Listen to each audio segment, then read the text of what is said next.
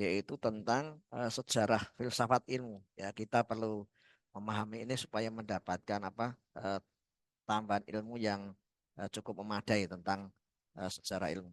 Baik, kita akan coba mulai. Ya, jadi kalau kita bicara sejarah filsafat, kita tidak bisa lepaskan dari Athena ya. Athena sebagai salah satu atau satu tempat yang ada di eh, dunia ini yang menjadi apa tempat kelahiran filsafat dan para filsuf.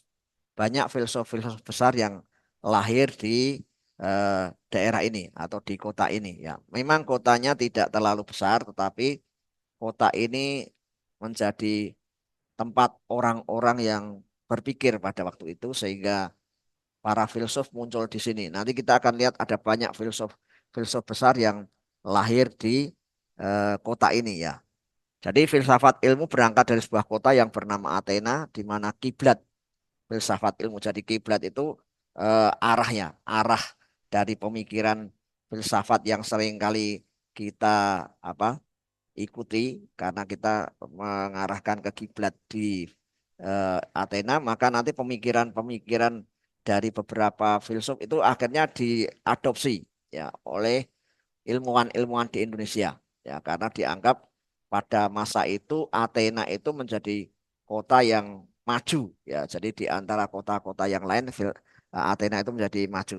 Nah, pada abad 5 seorang filsuf bernama Gorgias berpendapat bahwa tidak ada yang benar-benar terwujud karena jika suatu tidak dapat dikomunikasikan, nah ini dia berpikir bahwa ilmu itu bersifat nisbi, tidak ada sesuatu yang mutlak ya, nisbi atau relatif ya. Jadi ilmu itu relatif, maka nanti ilmu itu bisa dikembangkan. Tidak ada satu ilmu yang merasa menjadi satu-satunya ilmu yang bisa dijadikan patokan. Ilmu yang satu pasti membutuhkan bantuan ilmu yang lain. Meskipun filsafat kemarin dikatakan sebagai induk dari ilmu pengetahuan ya, tapi ternyata di filsafat itu kemudian melahirkan berbagai macam ilmu yang itu satu dengan yang lainnya membutuhkan. Contoh di dalam ilmu kedokteran ya. Ilmu kedokteran itu juga membutuhkan psikologi ya, maka akan muncul ya seorang psikiater ketika menghadapi seorang yang sakit. Di rumah sakit yang sudah maju itu disediakan ruangan untuk konsultasi yang isinya adalah seorang psikiater atau psikolog. Karena ada orang yang mau dioperasi itu tidak siap, itu mesti didampingi oleh seorang psikolog atau psikiater untuk meyakinkan bahwa operasi yang akan dilakukan itu menjadi salah satu hasil diagnosa dokter untuk menyembuhkan dia. Ya, karena ada orang yang takut mati ketika mau dioperasi nggak berani. Ya. Demikian juga di bidang hukum. Itu juga ketika kita lihat kasus Mirna, ya pembunuhan Mirna, itu tidak bisa hukum berdiri sendiri. Ya, Mirna itu kan didampingi beberapa psikolog ya, karena dianggap apa jawaban yang diberikan agak goyang-goyang itu ya. Akhirnya didampingi. Demikian juga forensik ya, untuk menentukan matinya seseorang itu mesti ada bedah mayat ya. Kalau mau kalau mau mengetahui kematian yang sebenarnya ya, seperti kemarin kasus Sambo ketika membunuh apa seorang prajurit ya, Barada siapa itu, eh, salah satu anak buahnya ditembak mati itu kan mau dioperasi ya, di forensik karena dilihat kematiannya nggak wajar ya, karena ada bagian-bagian tubuhnya ternyata yang terluka ya. Kalau katanya nembak ke atas kok ada bagian di bawah pangkal kakinya juga ada serpian peluru ya, maka ilmu hukum juga membutuhkan sidik jari juga itu dibutuhkan. Itu ilmu tersendiri ya, tidak ilmu hukum ansih. Itu namanya daktiloskopi. Jadi kalau teman-teman misalnya masuk di ruangan ini, kemudian mau mengambil barang, kalau tidak pakai kaos tangan, nanti pasti akan meninggalkan jejak. Salah satunya sidik jari. Ya, itu dalam ilmunya namanya daktiloskopi. Ya, jadi ilmu untuk mengetahui susunan jari ini tiap orang beda ya. Maka kalau kita meminta surat SKCK ya, kalau dulu SKKB ya sekarang SKCK, itu kita diminta untuk memberikan sidik jari. Nah, kemudian muncul rumus sidik jarinya. Tiap orang itu berbeda, meskipun kembar ya. Meskipun dia kembar, bahkan kembar dampit yang kepalanya jadi satu atau ada rongga apa jantungnya jadi satu, itu ketika diambil sidik jarinya tidak akan persis sama. Ya, karena itu keunikan dan keajaiban Tuhan yang memberikan penanda. Jadi kalau orang meninggal itu salah satunya bisa dilihat dari sidik jarinya. Tapi di Indonesia belum semua rakyat Indonesia itu diambil sidik jarinya. Mungkin dari teman-teman saja kalau ditanya apakah punya rumus sidik jari, kalau belum pernah mengurus SKCK pasti tidak punya rumus sidik jari. Ya, karena itu yang bisa membaca adalah juga seorang yang ahli di bidang sidik jari. Kalau kita nggak bisa, karena kan bentuknya muter-muter gitu. Kemudian ada kayak jaring-jaringnya. Itu kita nggak bisa baca. Itu hanya orang yang memang berpendidikan khusus ya. Sehingga dikatakan tadi tidak ada sesuatu yang bisa berdiri sendiri ya. Ilmu itu nisbi. Ilmu itu membutuhkan bantuan dari yang lain, tidak bisa berdiri sendiri. Kemudian ada juga Protagoras berpendapat tidak ada satu pendapat pun yang dapat dikatakan lebih benar dari yang lain karena setiap pendapat adalah hanyalah sebuah penilaian yang berakar dari pengalaman yang dilaluinya. Ya, ini menolak juga hadirnya kebenaran tunggal. Ya, sama, sebenarnya sama. Yang dari apa Protagoras maupun Gorgias itu sama. Bahwa ilmu itu nisbi, tidak ada ilmu tunggal. Ya, maka kita ketika belajar, kenapa belajar teologi juga harus belajar filsafat? Karena ternyata teologi pun juga nanti membutuhkan filsafat, filsafat juga membutuhkan teologi. Tidak ada ilmu yang bisa berdiri sendiri. Jadi kesimpulan dari filsafat ilmu adalah sebenarnya sedang mengurai ilmu kebenaran yang plural ya, secara mendasar. Ya, jadi tidak ada yang sifatnya mono. Semua membutuhkan pengetahuan-pengetahuan dukungan ya. Kemudian dalam perjalanannya kita lihat filsafat ilmu memulai berkembang di awal abad 20. Ya, memang dulu di abad 5 sudah ada, tapi perkembangan yang semakin kompleks, semakin banyak munculnya ilmu-ilmu itu di abad 20. Ya, ya, sejalan dengan kemajuan zaman ya. Yaitu yang disampaikan oleh Franz Bacon dengan metode induktif yang dikemukakan di abad 19, di mana dia menyebutnya sebagai peletak dasar filsafat kasanah bidang filsafat secara umum. Ya, jadi belum belum terbagi-bagi, dia masih meletakkan dasar filsafat secara umum seperti yang kita belajar kemarin. Tapi begitu nanti dalam perkembangannya filsafat itu menjadi berbagai macam pohon ilmu. Ya. Kemudian perkembangan lebih lanjut filsafat juga semakin kompleks. Struktur ilmu pun berubah seiring dengan perkembangan masyarakat. Ya. Jadi kalau dulu itu hukum aja hanya satu namanya ilmu hukum. Tapi kemudian dalam perkembangannya hukum ada hukum perdatanya sendiri, ada hukum pidana saja terpecah beberapa, ada yang eh, dengan konsentrasi misalnya bagaimana menemukan tindakan kejahatan itu kriminalistik.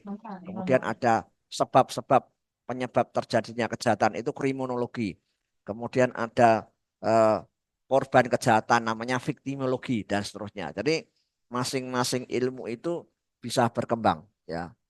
Di teologi pun tadinya kan hanya teologi satu, tapi kemudian bisa berkembang. Ada teologi ekologi ya. Saya barusan beli buku tentang teologi ekologi karena hari-hari ini sedang apa ya dibicarakan di seluruh dunia tentang suhu udara di seluruh dunia ini tiap hari itu hampir mengalami tambahan derajatnya. Itu terjadi karena apa?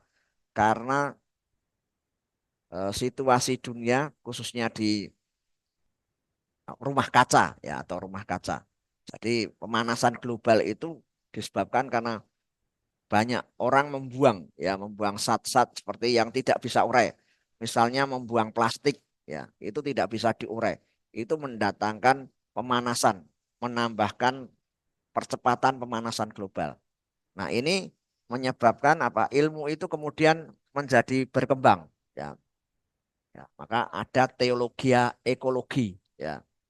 Kemudian ada eh, teologi, misalnya kita belajar penggembalaan, ada teologi pastoral, ada teologi praktika. Awalnya kan hanya satu. Nah, itu berdasarkan perkembangan-perkembangan yang memungkinkan orang pada akhirnya mendapatkan pengetahuan itu lebih lebih apa namanya lebih kompleks, ya. Jadi itulah yang menyebabkan eh, sejarah filsafat itu muncul. Nah, selanjutnya kalau kita lihat beberapa perkembangannya, ya, jadi dalam sejarah pemikiran filsafat itu banyak dipengaruhi oleh lingkungan, ya. Jadi lingkungan itu juga membentuk, ya, membentuk konsep-konsep dari filsafat. Nanti kita akan lihat dari tokoh-tokoh perjaman itu akan memberikan pola pikir yang berbeda. Nah, karena apa? Karena lingkungannya yang membentuk, ya. Contoh di zaman pra-Yunani kuno. Nah, pada abad 6 ini lahirlah filsafat itu dan mulai berkembang suatu pendekatan yang sama sekali berlainan. Ya, jadi berlainan. Jadi filsafatnya mulai berkembang dengan hal-hal yang berlain. Mulai saat itu seorang mencari jawaban rasional tentang problem dan alam semesta. Contohnya kita lihat, ya. Nah, misalnya ada namanya filsafat alam. Ya. Jadi filsafat alam itu apa? Yaitu nanti ada seorang apa kumpulan orang-orang yang berpikir, dia akan memulai cara mencari asal mula berdasarkan praduga masing-masing yang dilakukan berdasarkan hanya dengan pengamatan. Ya, itu nanti akan lihat bahwa ada filsafat alam yang didasarkan hanya berdasarkan pengamatan saja. Ya, tapi nanti akan menghasilkan pemikiran-pemikiran yang eh, luar biasa. Nah, contoh Tailiandi mengatakan bahwa Thales merupakan ilmuwan yang pertama di dunia mempelopori tumbuhnya ilmu bintang atau astronomi. Ya. Jadi kita kan tidak pernah berpikir bahwa bintang itu ternyata yang ada di langit itu bisa diteliti, orang bisa mengetahui itu rasi bintang apa, jenisnya rasi bintang apa, kemudian kekuatannya seperti apa. Nah, ini oleh Thales itu menjadi orang yang pertama kali menemukan ilmu astronomi, ya. Kemudian juga Thales menemukan ilmu tentang cuaca, yaitu klimatologi. Misalnya cuaca hari ini. Nah, hari ini tadi saya baca di Google, di Jawa Tengah ini hari-hari ini dikatakan akan banyak terjadi hujan deras disertai petir dan juga kemungkinan akan terjadi hujan es. Ya, itu kan berdasarkan klimatologi, ilmu tentang cuaca. Nah, apakah eh, dalam tanda kutip, ya, ramalan dari BMPG dan sebagainya itu bisa terbukti? Nanti kita ikuti saja. Banyak kota-kota di Jawa Tengah yang nanti akan mengalami hujan deras disertai petir, ya, kapasitas hujannya itu sangat tinggi, ya. Nah, nanti kita ikuti saja. Tadi saya WA istri saya ketika setengah 10, saya bilang, mah Salatiga sudah hujan belum? Belum. Ini Ungaran juga belum hujan. Tapi nanti menjelang sore akan kita lihat, ya. Karena kemarin hari Senin itu hujan deras sekali di Salatiga. Ya, jadi nggak tahu di Ungaran apakah kemarin juga ikut hujan deras tidak. Tapi kalau di Salatiga kemarin hujan angin, ya. Jadi banyak pohon yang tumbang, ya. Tapi itulah hasil penelitian dari eh, ilmu cuaca yang bisa memprediksi.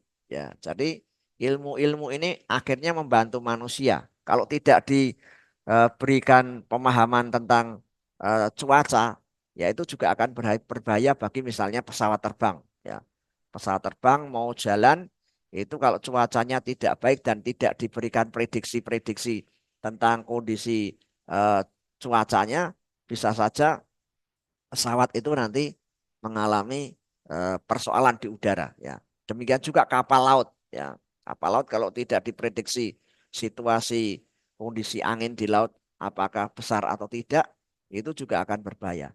Maka klimatologi menjadi salah satu jawaban dan itu ditemukan oleh Thales, ya.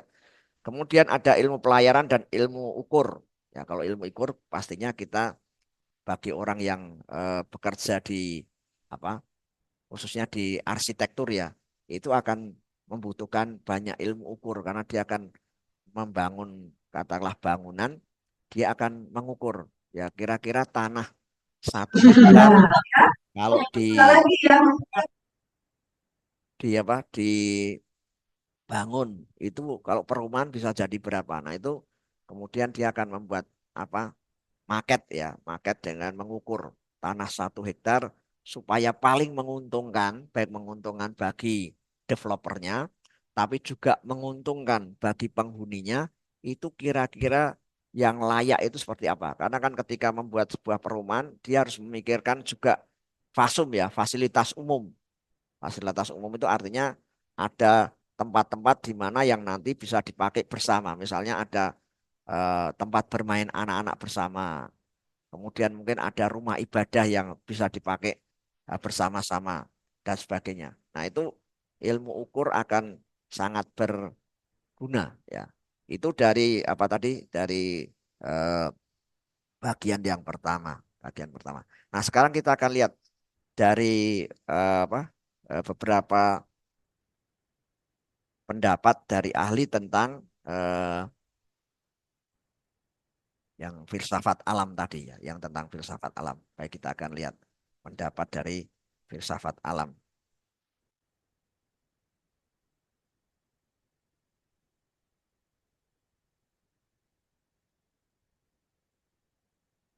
Ya.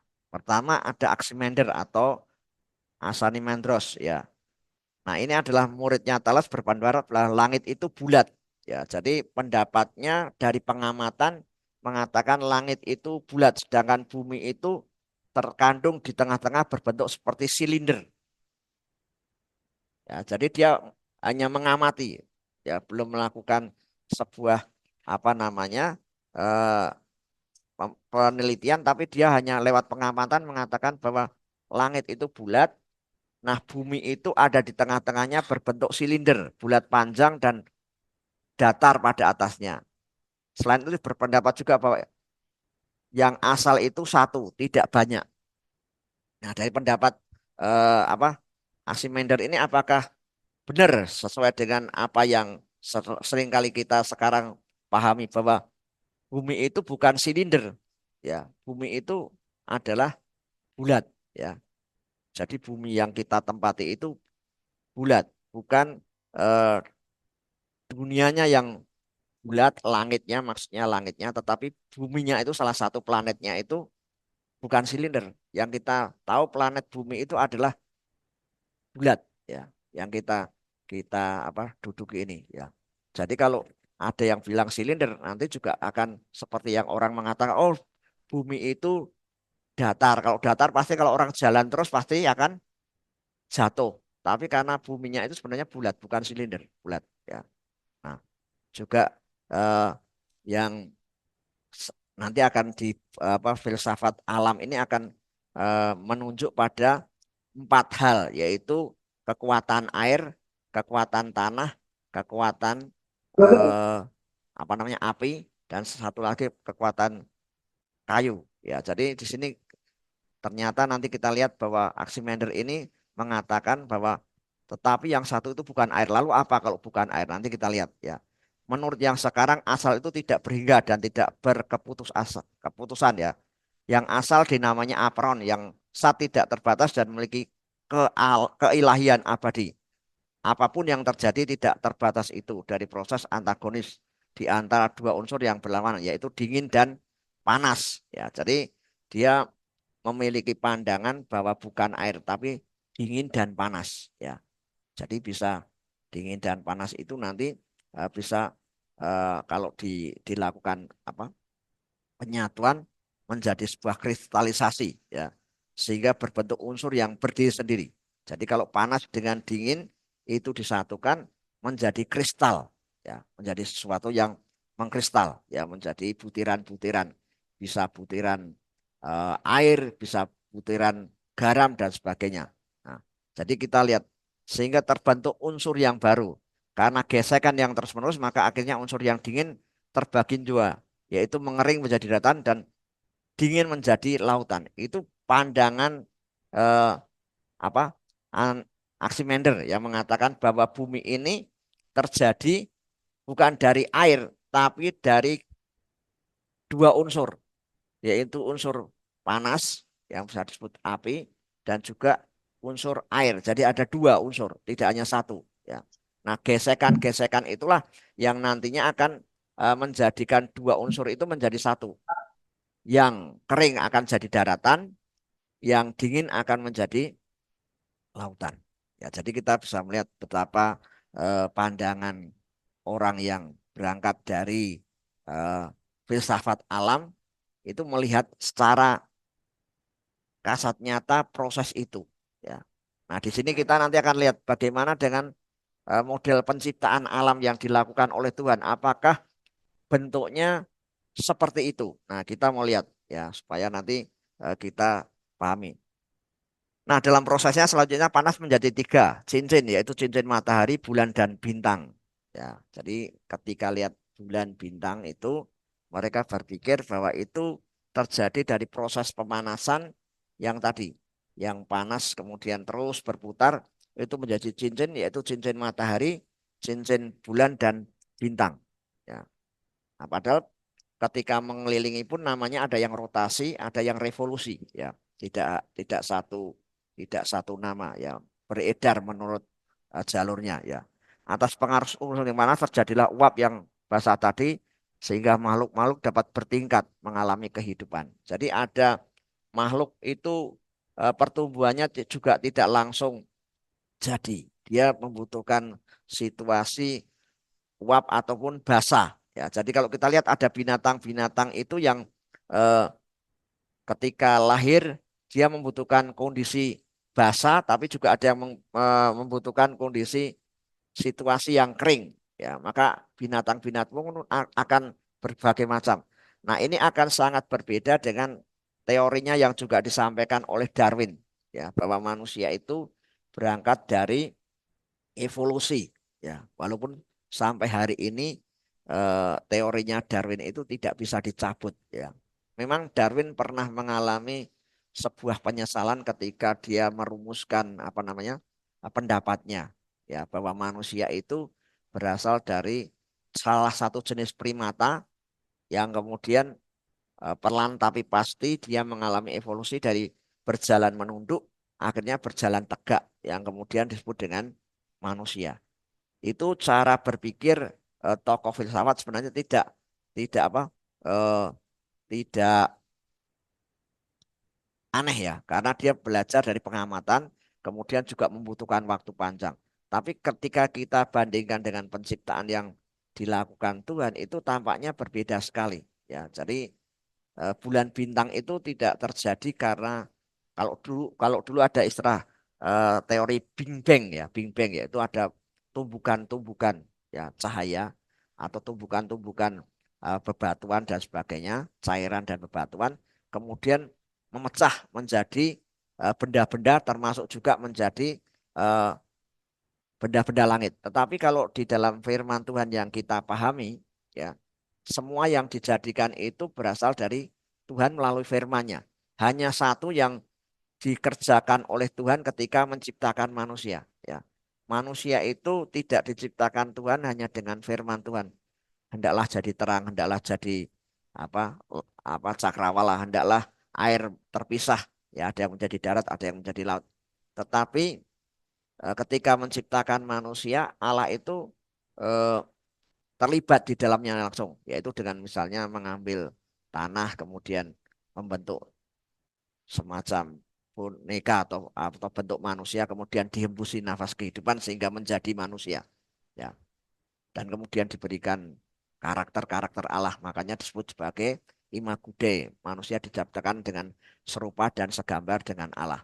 Nah, ini berbeda dengan apa yang disampaikan oleh Darwin. Ya, kalau Darwin kan, oh manusia itu evolusi. Nah, kira-kira pandangan dari anak Spender itu seperti itu. Dia mengamati, kemudian melihat gejala-gejala alam yang kemudian dia menyimpulkan adanya gesekan-gesekan. Nah, kalau kita mau eh, bandingkan dengan situasi yang sekarang, itu bisa bisa jadi pemikiran-pemikiran seperti ini dianggap benar. Karena kan kalau kita lihat sekarang yang sedang kemarin saya sampaikan, isunya adanya apa namanya, adanya megatrust, itu kan adanya juga pergeseran-pergeseran ya tanah, pergeseran apa eh, lapisan-lapisan di bawah bumi itu yang kemudian bergerak sehingga bisa menimbulkan banyak masalah, bencana dan sebagainya.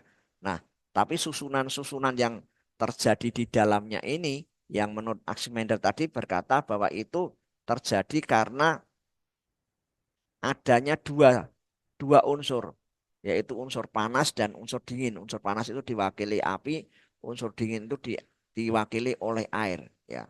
Nah, secara pengetahuan mungkin ini bisa diuji kebenarannya. Ya, jadi filsafat bisa menguji kebenarannya. Apakah benar eh, bagian-bagian bumi ini terbentuknya lewat proses itu atau memang hanya sekedar karena kalau kita dari teologi ya, dari sisi penciptaan Tuhan yang langsung dengan firman. Nah, itu kan sesuatu yang nanti perlu kita pahami bersama-sama dan dijelaskan kepada jemaat. Kalau secara imani mungkin apa namanya? Apa namanya?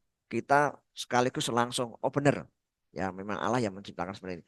Tapi dengan sekarang teknologi yang seperti ini kita tidak boleh kemudian menjadi goyah ya, karena kan pengetahuan terus berkembang sehingga kita diberi hikmat. Ya, bukan tidak mungkin apa namanya bumi ini juga terjadi selain apa campur tangan Tuhan juga dalam perjalanannya sampai menjadi sempurna seperti ini, ya menjadi berkembang seperti ini juga karena ada unsur-unsur yang membentuknya. Ya, ya jadi kita mesti memahami ini sebagai sebuah pengetahuan, ya sebuah pengetahuan. Ya. Jadi itu yang eh, dikatakan oleh salah satu pendapat dari filsafat alam karena dia melihat dari eh, masalah penciptaan alam ya. Kemudian Nasimenes berkata bahwa asal mula itu berasal dari hawa atau udara. Nah, dia sekarang bicara dari unsur tidak air, tidak apa namanya? Tidak air dan tidak dari api tetapi dari udara ya. Menurutnya udara adalah yang meliputi seluruh alam semesta dan memberikan kehidupan kepada segala yang hidup. Jadi udara adalah sumber dari segala yang ada. Udara menyebabkan manusia dapat hidup. Nah, pemikiran ini kalau kita eh, terima, ini juga menunjukkan adanya sebuah kebenaran. Ya, artinya sebuah kebenaran bahwa udara itu menjadi salah satu faktor pembentuk, ya, bukan satu-satunya, tapi salah satu faktor pembentuk adanya kehidupan. Ya, udara itu yang kita hirup, ya, yang kita hirup. Tapi udara itu juga banyak membentuk berbagai macam hal yang ada di dunia ini. Misalnya pelayaran pun membutuhkan, ya, pelayaran eh, membutuhkan angin ya, membutuhkan angin. Nah, di rumah sakit juga membutuhkan banyak kebutuhan udara atau oksigen ya, sehingga eh, kita melihat bahwa yang disebutkan tadi bahwa udara ya itu menjadi salah satu faktor pembentuk ya. Jadi bukan satu-satunya. Kalau tadi kita lihat dari filsafat alam bahwa ada pembentuknya. Nah, sekarang Archimedes menunjukkan bahwa salah satu pembentuknya adalah udara. Pada mulanya adalah udara, kemudian ada pemadatan dan pengenceran. Ya, jadi ada udara yang dipadatkan atau mengalami proses pemadatan dan pengenceran. Ya, sehingga yang padat itu kemudian nanti menjadi batu, yang encer menjadi air. Itu cara pandangnya. Kosmos terbentuk karena proses pemadatan sebagian udara yang kemudian terbentuklah bumi yang mirip dengan meja yang pipih. Nah, pandangannya ketika apa udara itu padat menjadi sebuah lempengan-lempengan dianggap bahwa bumi itu terbentuk dan bentuknya pipih seperti meja. Nah, kalau ini pastinya kita harus uji ya, apakah benar bumi kita itu bentuknya pipih seperti meja, ternyata kan tidak. Setelah eh, diteliti ternyata bumi itu bulat. Ya, waktu itu kan ada eh, seorang yang mengelilingi bumi, mengelilingi, kemudian kok kembali. Misalnya kita berangkat dari STT Kanaan Nusantara, kemudian kita keliling.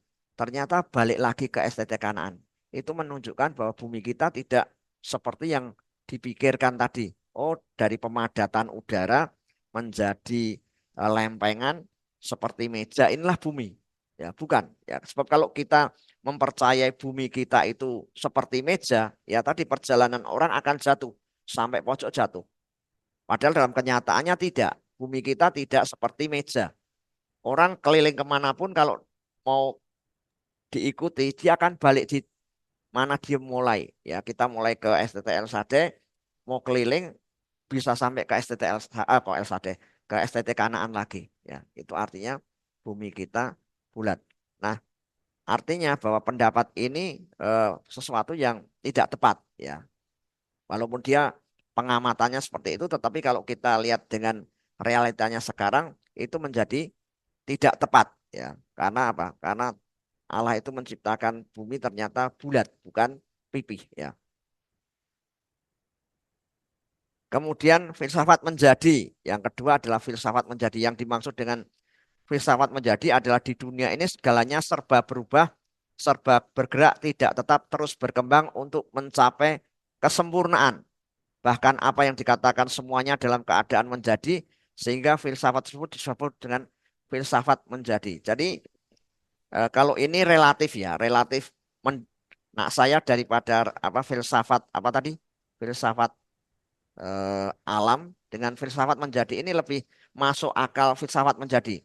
Sebab di dunia ini tidak ada yang apa namanya tetap, semuanya berubah, ya, berubah, ya. Tidak ada yang tetap, terus berkembang. Ya, manusia saja juga diciptakan terus berkembang. Dia dari pertemuan sel telur dengan sperma manusia kemudian menjadi sigot, kemudian menjadi apa namanya bakal bayi atau janin, kemudian bertumbuh terus jadi bayi, bayi lahir dia jadi anak, kemudian anak di bawah usia 3 tahun atau sering disebut dengan batita, anak di bawah 5 tahun balita, kemudian dia terus bertumbuh menjadi anak-anak, remaja, pemuda, dewasa, orang tua, dan kemudian meninggal. Nah, itulah yang sebenarnya terjadi di alam dunia ini. Ya, filsafat menjadi. Tidak ada sesuatu yang tinggal diam. Tidak ada sesuatu yang tetap dan terus berkembang mencapai kesempurnaan. Ya. Tapi manusia sempurna itu bukan artian bahwa kalau sudah tua dia itu sempurna atau dianggap matang. Ya, belum tentu. Usia itu tidak memastikan orang itu kemudian sempurna. Tapi maksudnya yang disebut sempurna itu adalah prosesnya dari sel telur dengan sperma. Kemudian ketika kalau dilihat dalam perkembangan tiap bulan itu kan seorang ibu harus memeriksakan diri entah ke bidan, entah ke dokter kandungan. Nah, di situ akan dicek apakah bayi ini atau janin ini berkembang sempurna atau tidak.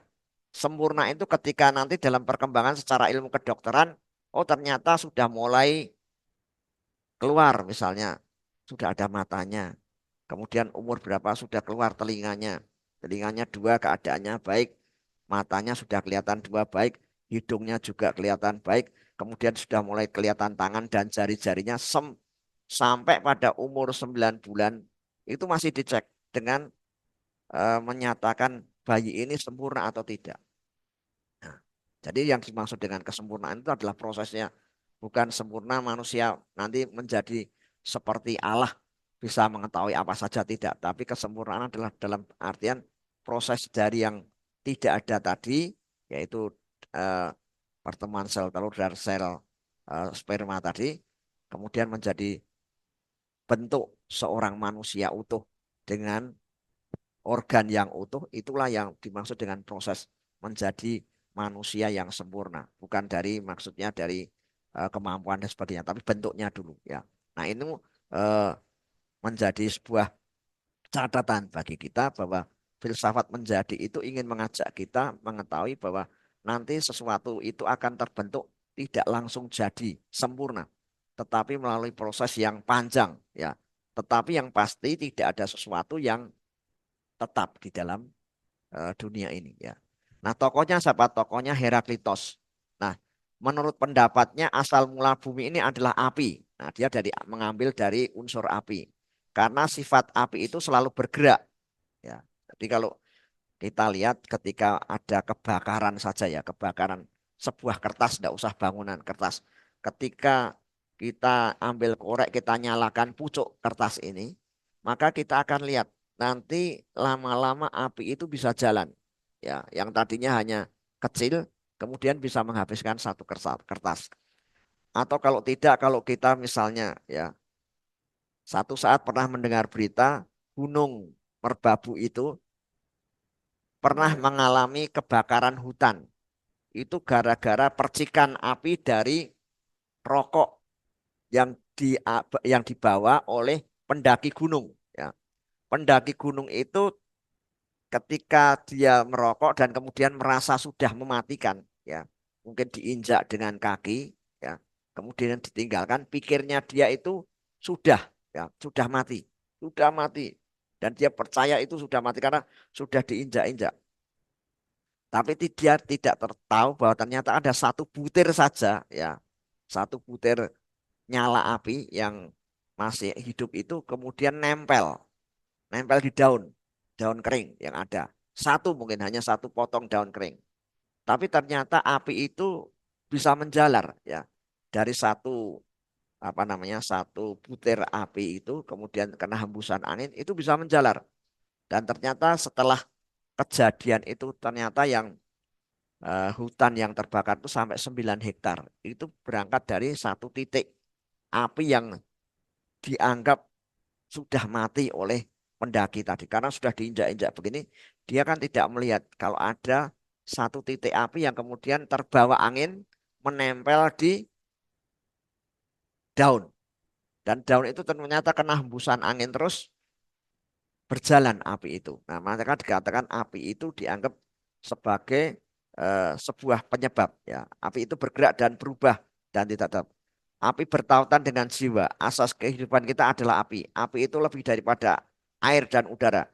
Dan setiap orang dapat melihat sifatnya sebagai yang mudah bergerak dan mudah bertukar rupa. Api itu dapat membakar semuanya dan mengubah menjadi abu. Ya, ya tadi ketika satu titik api tanpa disadari itu bisa membakar hutan 9 hektar, pohon-pohonnya terbakar. Pastinya tidak semua pohon itu jadi abu, tapi ada bagian-bagian dari pohon itu apakah daunnya ataukah rantingnya itu menjadi abu. Ada juga pohon-pohon yang masih tegak berdiri tapi sudah hangus ya. Nah, ini menunjukkan bahwa api itu juga menjadi salah satu penyebab terjadinya sesuatu yang ada di dunia ini ya. Maka kita pun juga dikatakan dalam firman Tuhan api itu sesuatu yang berbahaya ya. Dia bisa menyebabkan apa namanya perkara-perkara besar ya. Dikatakan lidah itu bagaikan api.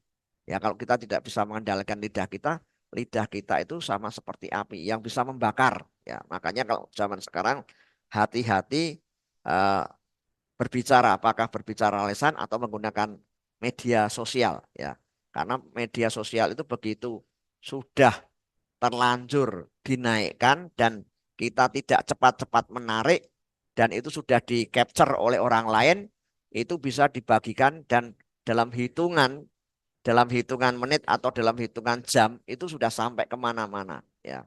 Jadi itu berbahayanya. Nah, api itu juga dianggap sebagai salah satu pembentuk dari eh, dunia ini atau dari alam ini. Kemudian Heraklitos juga berbicara tentang logos. Logos itu diartikannya sebagai akal manusia atau sesuatu yang memiliki makna. Nah, logos juga dapat dipakai atau diartikan sebagai pikiran yang benar. Ya, jadi logos dianggap sebagai pikiran yang benar. Logos menjelaskan segala-galanya. Segala sesuatu terjadi karena logos. Maksudnya terjadi dari pikiran manusia. Ya. Nah, di dalam logos segala sesuatu adalah satu. Dari segala sesuatu timbul satu dan yang satu timbul yang lain. Nah, tetapi kesatuan ini hanya terdapat pertentangan. Ya, maksudnya begini. Pemikiran itu bisa menampilkan satu pendapat. Saya berpendapat ini, ya. Tetapi pendapat saya ini nanti akan memunculkan pendapat saya juga yang lain yang mungkin bisa bertentangan, ya.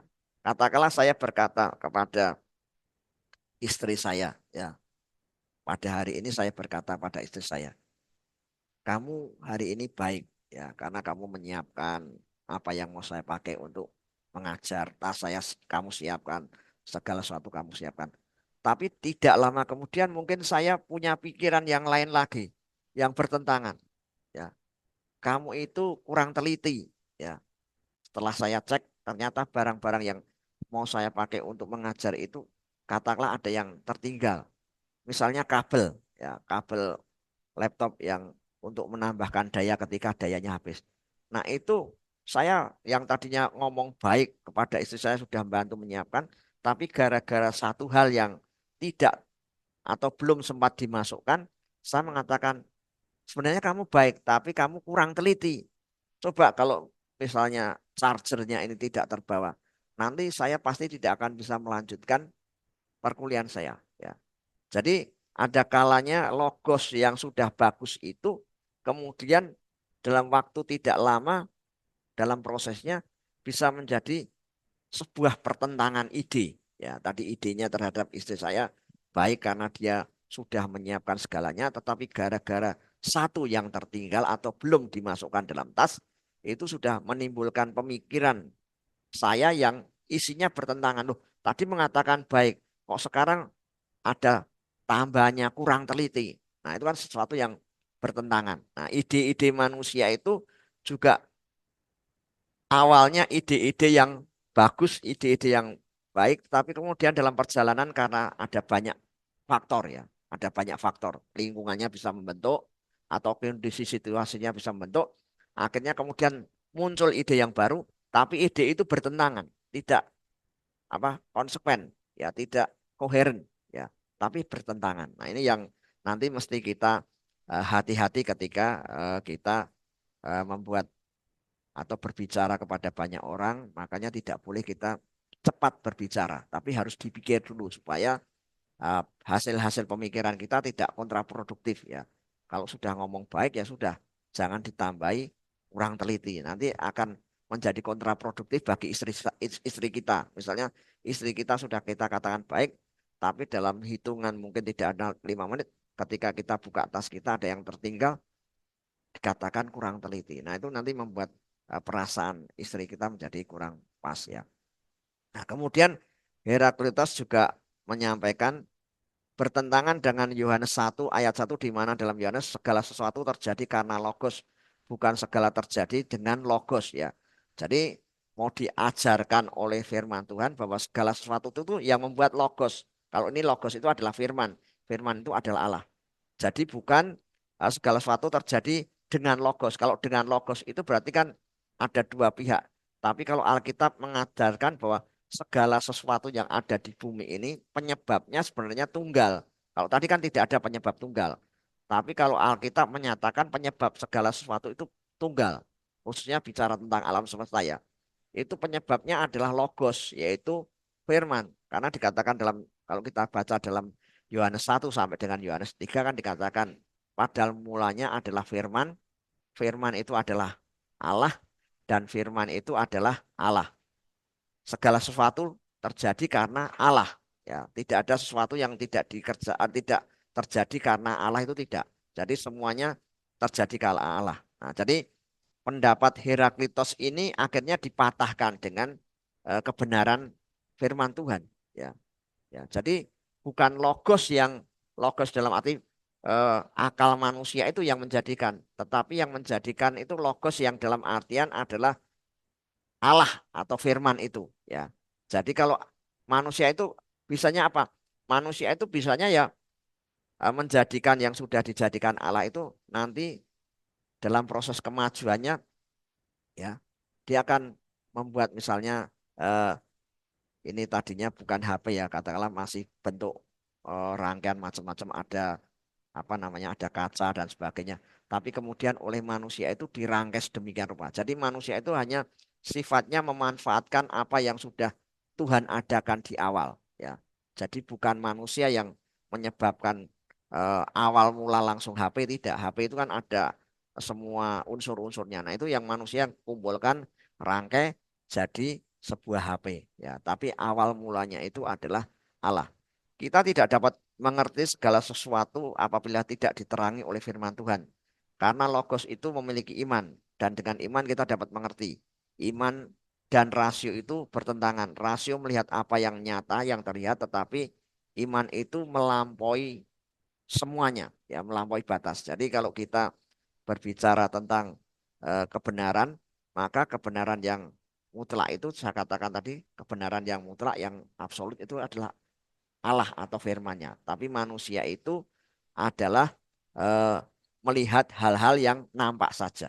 Ya, maka filsafat akan sulit ketika diajak berbicara tentang hal-hal yang metafisika, ya, yang supranatural itu sulit. Ya, misalnya diajak orang filsafat diajak bicara eh, 5 roti dan 2 ikan itu bisa beri makan 5.000 orang. Itu orang kalau eh, disuruh orang filosof ya, disuruh mempercayai itu nggak mau. Bahkan dia menantang ya.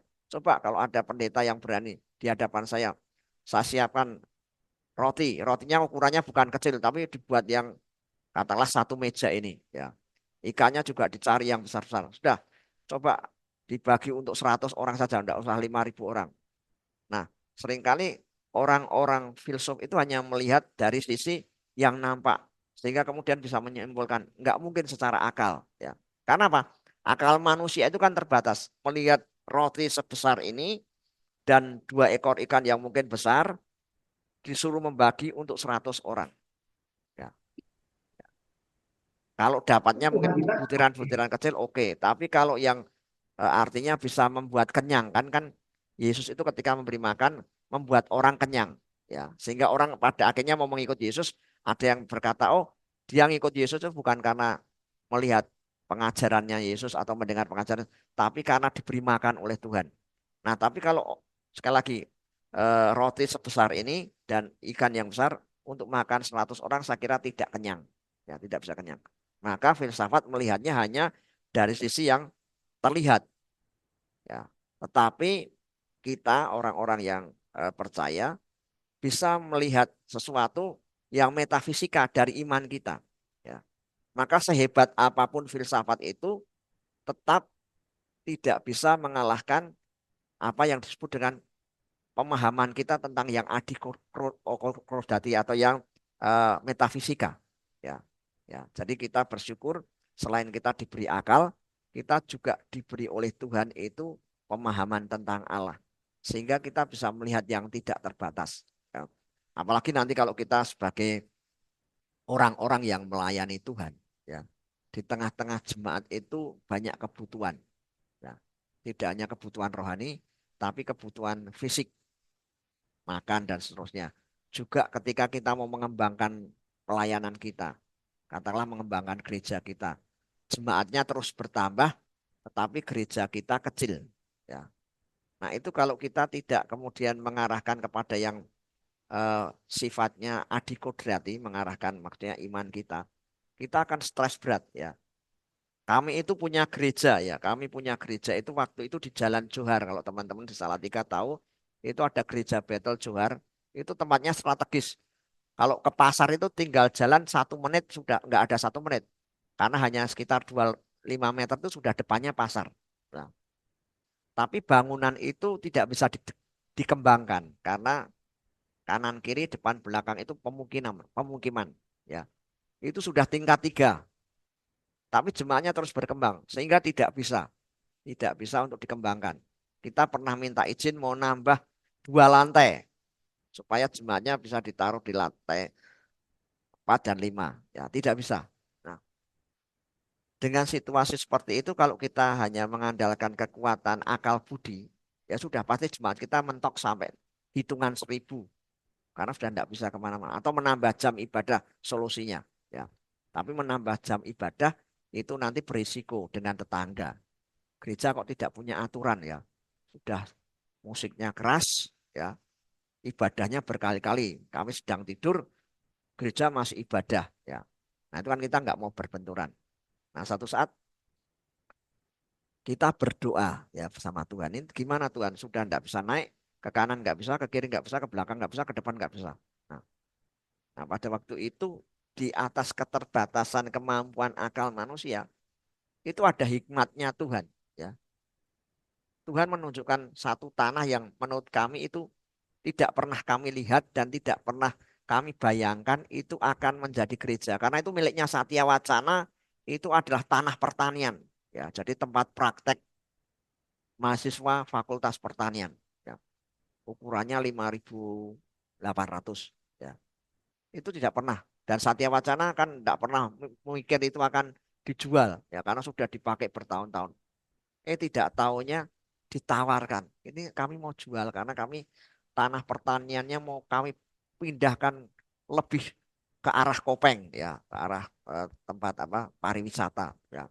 Kami akan mengembangkan pola tanam gandum ya. Waktu itu kan gandumnya Indonesia masih kurang, masih banyak mengambil dari luar negeri. Nah, Satya Wacana itu dapat semacam hibah penelitian dari Kementerian Pendidikan untuk mengadakan penelitian bagaimana kalau menanam gandum ya, apakah bisa. Nah, itu kemudian diteliti oleh dosen-dosen Fakultas Pertanian, ternyata bisa di Kopeng ya. Sebelum Kopeng namanya Desa Salaran. Itu ternyata bisa sampai hari ini berproduksi ya tanaman gandum. Dan itu sekarang menyetok yang apa namanya eh itu loh perusahaan yang gambarnya segitiga itu Pak, yang pabrik gandum itu Pak, namanya. Tata Boga apa itu? Bogasari, maaf. Bogasari ya, PT Bogasari. Nah, itu salah satu stoknya ngambil dari hasil pertanian Satya Wacana gandum itu. Nah, tanah itu dijual dan dibeli gereja kami dengan harga yang waktu itu murah.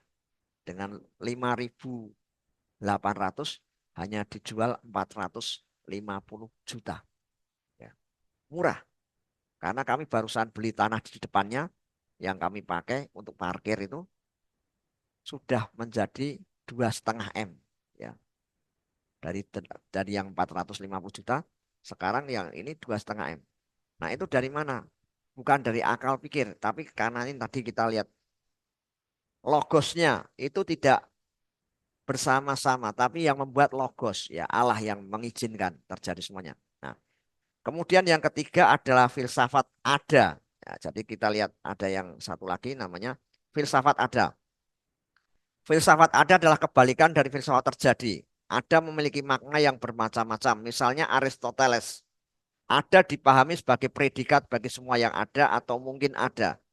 Dalam filsafat skolastika, skolastika itu adalah filsafat yang berangkat dari ilmuwan-ilmuwan pendidikan. Nah, itu sama dengan kegiatan berada. Itu pemahamannya dulu ya, pengertiannya dulu. Nah, kemudian dari Parmenides, Parmenides tergolong sebagai filsafat yang beraliran relativisme. Ia menganggap sifat ada sebagai kenyataan yang kita alami. Ya, jadi ada itu dianggap sebagai keadaan yang dialami. Nah, dialami itu kan sifatnya berubah, ya, berubah. Nah, kita saja berubah. Misalnya kita hari ini kemarin duduk, ya, duduknya sudah formasinya sudah tidak seperti kemarin. Kalau saya lihat formasinya sudah berubah, ya, sudah berubah.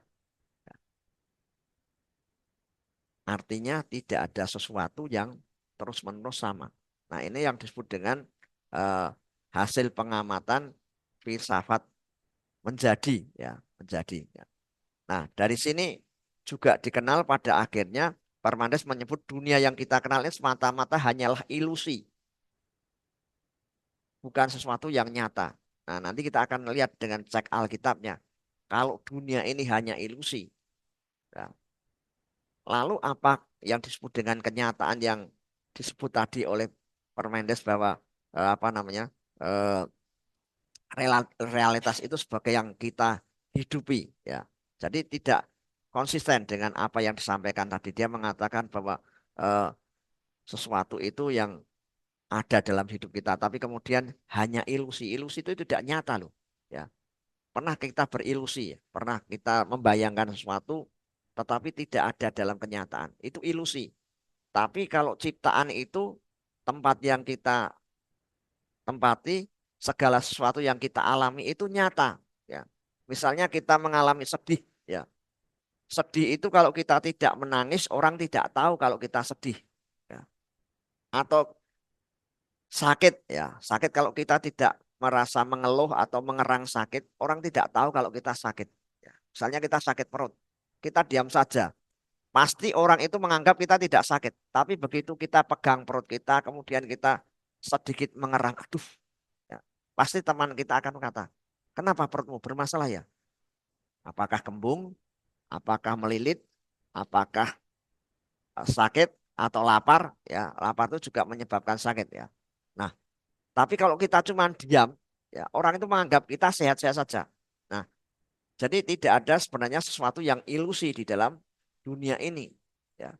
Hanya memang seringkali tidak tampak. Tadi kalau kita tidak mengekspresikan sakit kita, kesedihan kita, orang menganggap kita itu fine saja, tenang saja, baik saja. Tapi begitu kita mengekspresikan yang tadinya dikatakan ilusi, itu bisa kelihatan.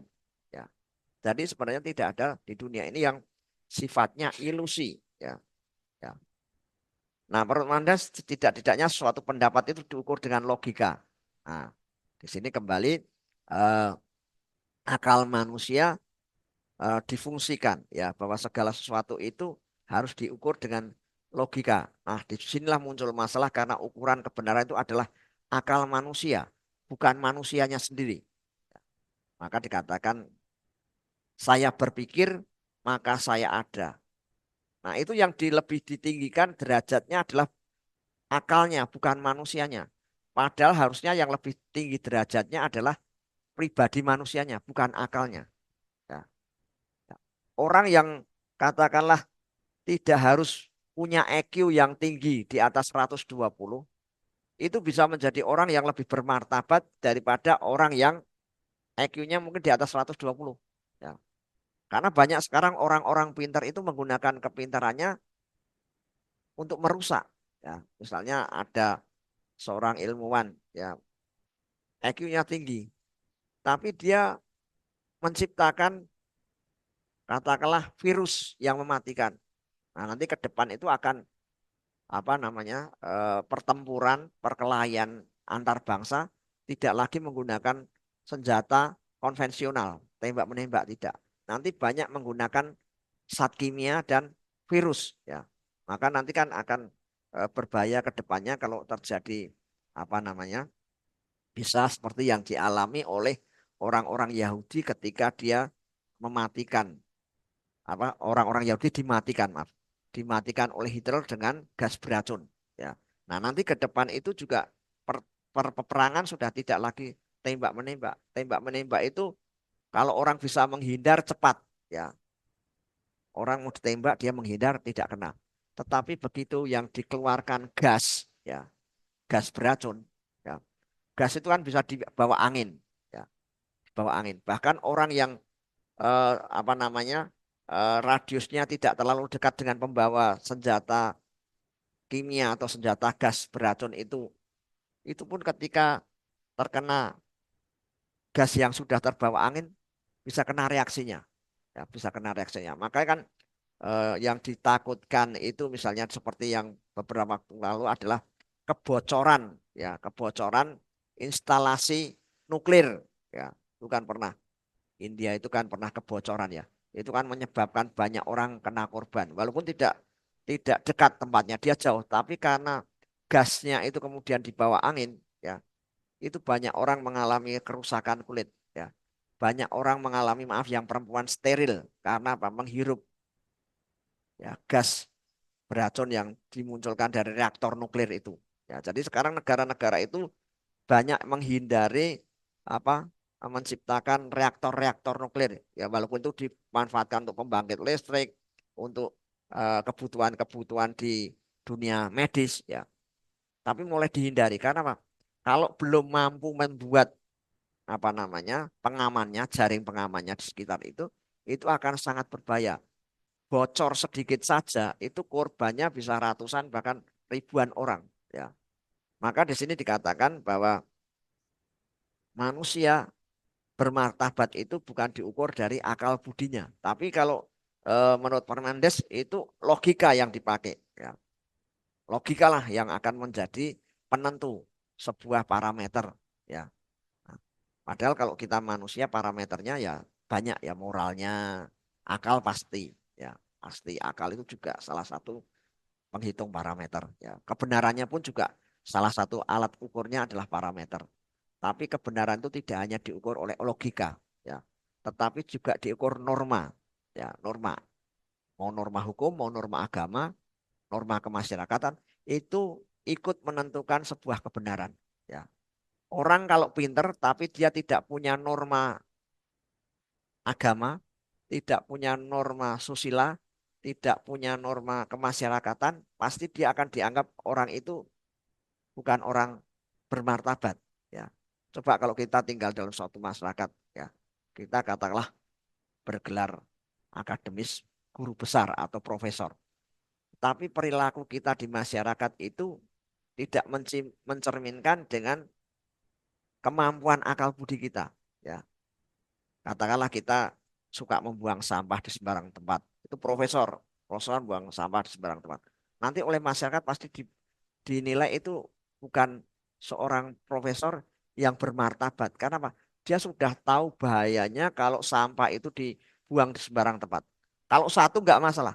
Tapi kalau kemudian lama-lama dia tiap hari buang di satu tempat, ya kemudian menjadi limbah sampah, ya selain mendatangkan bau, ya kalau ada sampah-sampah yang tidak bisa diurai, itu nanti juga menyebabkan persoalan bagi lingkungan.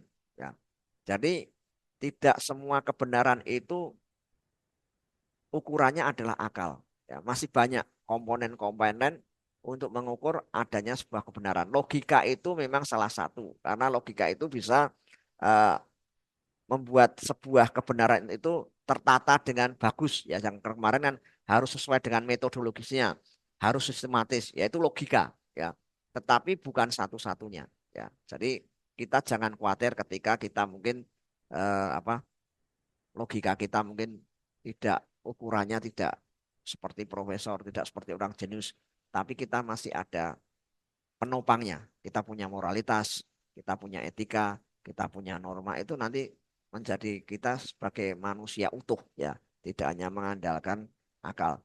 Di negara kita orang pandai juga menggerogoti keuangan negara banyak ya. Jadi dengan dia, oh saya sekolah di Amerika manajemen keuangan. Nah, ketika pulang ke Indonesia, padahal dia dibiayai oleh negara loh, dibiayai sekolahnya. Tapi ketika pulang ke Indonesia malah merusak keuangan negara. Nah, itu ada. Ya, jadi kepandaian seseorang itu tidak menentukan segala-galanya. Ya. Maka yang harus ada adalah bahwa dikatakan kemarin itu bukan saya ada, saya berpikir maka saya ada, tidak. Tetapi karena Allah ada, saya ada. Jadi karena Allah penyebabnya ya. Jadi nah di sini dikatakan bukan akal manusia tapi Allah sendiri. Kebenaran yang bersumber pada Allah kebenaran sejati. Karena kebenaran yang bersumber pada Allah tidak pernah berubah. Jadi akal kita itu bisa berubah, tapi kebenaran yang bersumber pada Allah, katakanlah bersumber pada firman-Nya itu tidak pernah berubah. Ya, ini yang nanti akan menjadi panduan bagi kita ketika kita belajar. Eh, Nah, kemudian filsafat Pitagoras ya.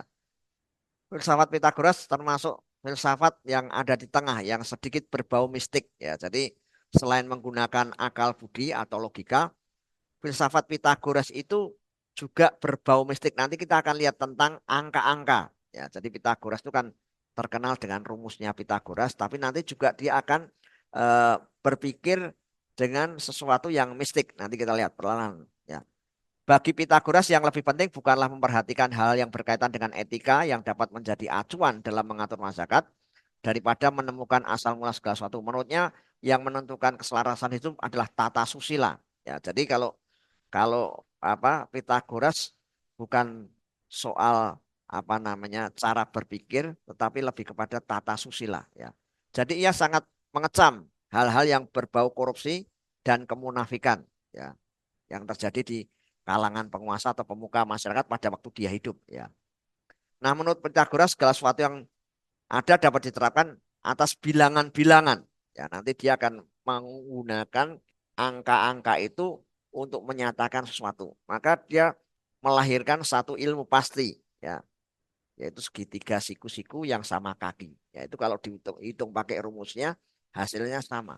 Sisi siku-siku ya kanan kiri ya dan alasnya itu sama ya. Ya. Nah, kemudian nanti kita akan lihat ya. Pengaruh atas pandangan Pythagoras yang mengatasnamakan segala sesuatu dapat diterangkan atas dasar bilangan-bilangan akan memunculkan penafsiran-penafsiran terhadap angka yang memiliki makna yang tidak sekedar hitungan saja. Misalnya angka 13. Nah, ini yang seringkali pada umumnya diketahui oleh orang ya. Angka 13 itu angka yang ditakuti karena dianggap sebagai angka sial ya.